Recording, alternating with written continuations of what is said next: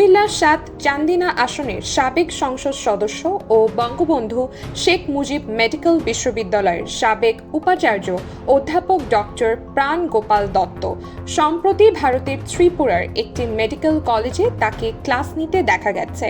কলেজটির YouTube চ্যানেলে প্রকাশিত একটি ভিডিও সামাজিক যোগাযোগ মাধ্যমে ছড়িয়ে পড়ার পর বিষয়টি আলোচনায় আসে। নিষিদ্ধ সংগঠন আওয়ামী লীগ সরকারের পতনের পর থেকে আত্মগোপনে থাকা ডক্টর প্রাণ গোপাল দত্ত বর্তমানে ত্রিপুরার শান্তি নিকেতন মেডিকেল কলেজে পাঠদান করছেন বলে জানা গেছে।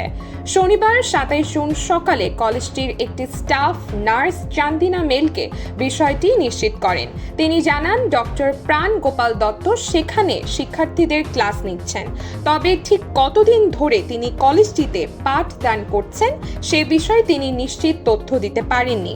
বিস্তারিত জানার জন্য ঊর্ধ্বতন কর্তৃপক্ষের সঙ্গে যোগাযোগের পরামর্শ দেন তিনি।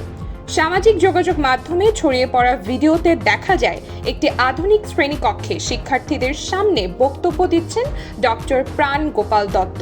তার পেছনের ডিজিটাল বোর্ডে চিকিৎসা বিজ্ঞানের বিভিন্ন বিষয় উপস্থাপন করা হচ্ছিল। প্রাথমিকভাবে জানা গেছে তিনি নাক কান গলা বা ইএনটি বিষয়ক একটি ক্লাস নিচ্ছিলেন।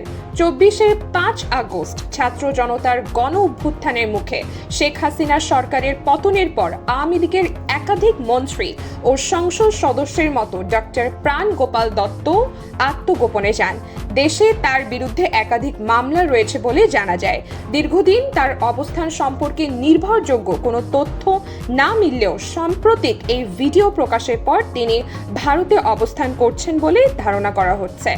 অধ্যাপক ডক্টর প্রাণ গোপাল দত্ত নাক কান গলা রোগের একজন বিশেষজ্ঞ চিকিৎসক।